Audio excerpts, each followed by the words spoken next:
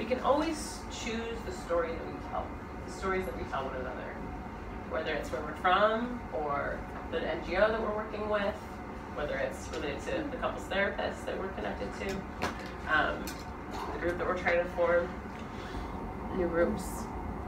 If you change your story, you can change your life. And I gave the example earlier of kickball. So for me, as I began, I didn't know anything about kickball. I didn't know what I was doing. I didn't know, I was nervous, and I really just wanted to be there because I wanted to be with my brother. And over time, throughout the season, I got to know my brother, but I also got to know the power of the group. And the thing that was really unique about our kickball group, more than others, is that our kickball group created a culture. And our culture was really to cheer. Like, we screamed at the top of our lungs, no matter what was happening on the field. The person could be failing, they could be not hitting the pitch, they could be, but there was always an uplifted spirit. And I think my brother was a big part of that. I would come off the field, especially in the beginning, having messed everything up and being an adult trying to learn a game that was supposed to be meant for like a 9-year-old, right? I'd come back, like, I didn't do anything right. It was horrible. And my brother was always like, "Great job, Jen. You were out there. You did great. I'm so proud of you." And it was like, just perked up my spirits. It like lifted me. And so throughout the season, our team wasn't the top team. It wasn't the bottom team, but our team was probably the most enthusiastic team. Our team had so much energy that I would leave every one of those games, whether we either won or lost, coming out just feeling like $1 million. And so the stories that we're telling and the way that we're relating to each other, the ways that we're engaging each other, it changes our attitude. It changes the people that we're connected to. It changes our own story. And that narrative, that enthusiastic narrative, it changed my story from feeling like, I don't know anything about kickball, I really suck at this, to I'm part of a team and we rock. Doesn't matter whether we're winning or losing. I know we rock because we're all having a lot of fun. And so this story, this is an example of it. It's changing the story is changing, at some level, changing your life. You're changing the story, the narrative that you tell. So I mentioned to you earlier, Tell Your Damn Story with Kat Short, is who really talks about this. She talks about your core story. And your core story is the driving force behind the person who you actually are, the work that you do and the impact that you have. And so this is really the heart of the matter, your core story. It fuels the narrative that you tell to the world, the one that moves you towards a higher purpose, your superpower. So many people talk about goal-based storytelling versus soul-based storytelling. A goal-based is short-term, it's finite, there's a finish line, and it discourages deviation. Soul-based storytelling, which is what Kat talks about, is long-term. It's infinite in possibility. It encourages innovation and creativity, and all effort is in service of the soul, or your why. This is a quote here. A finite game is played for the purpose of winning, and an infinite game is for the purpose of continuing to play. And so we're going to work on our infinite game. So this is a very simple 3-part process. It's called why, how, now.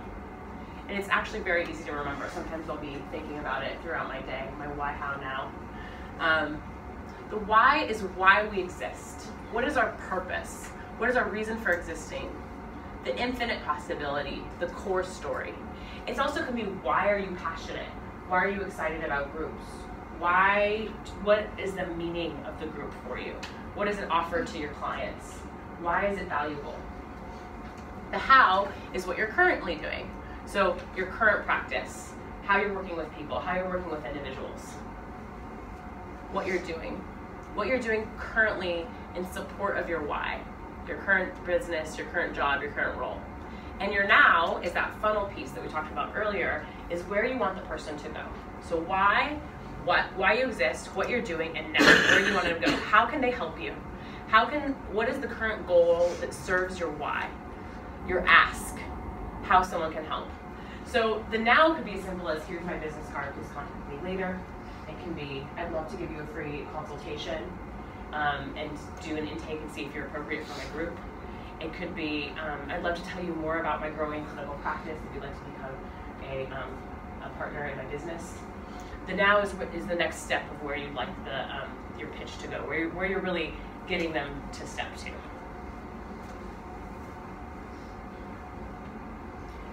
So soul-based storytelling, this is good for networking. It can be used for designing or redesigning a flyer or your website content. It's decent for pitching, which is what we're talking about today, and advertising. All right, so we just went over these, but I'm just gonna go over them one more time. Personal story is your why, what you believe in, what do you love to do, your core purpose, what you believe. Your how, it connects you to your why. Your current work, your business, your role, or your job search. And then your now is your current goal, a short-term task. What are you searching for? It could be a job, a training connection, another opportunity, or this is what you're searching for. And so what you're trying to get people to grow into. All right. So we are going to do a little exercise. So this is your prompt. You can write this down. Maybe pull out a piece of paper if you have one, or you can also use your cell phone. Cell phones are allowed at this portion if you'd like to take notes. So this is I love, I believe, or I exist to. So this is what we're gonna make a short pitch, and you can design it for getting the vote. You can design it for growing an online practice. You can design it for growing an individual practice, getting more people involved in your supervision practice. So I love, I believe, I exist to. What you're currently working on, or how you're working. This is your how you're working on your why, and then now I'm working to. This is the direction I want to go in. So just take a few minutes here and jot down a few sentences. This is your sentence stems. I believe young therapists are an asset to group therapy. I've seen your work, you've done a lot here. I believe that you've got a freshness that could be a really good asset to groups. It might seem intimidating and you might not feel how, but that fresh perspective is really important. Currently, I'm running a group for divorced dads. I'm looking to bring on a new therapist to learn more about group and to eventually take it over. That's how I got started. I got started with someone bringing me on as a co-leader. I've worked with that person for 11 years, and now I have a thriving practice in group therapy. Once I felt confident, it changed everything. And since you have the opportunity in group to see more clients at a time, you could develop a more dynamic practice. Good opportunities. We are passionate about group therapy because it creates a safe space to empower your individual clients to practice the skills they're learning with you in session. Currently, we're offering an interpersonal process group. So right now we're reaching out to you and to some other therapists to see if we can help you and your clients by offering this group. So if there's any clients you have that might benefit from this group experience, please call us. I believe that social connections are one of the most important things in life.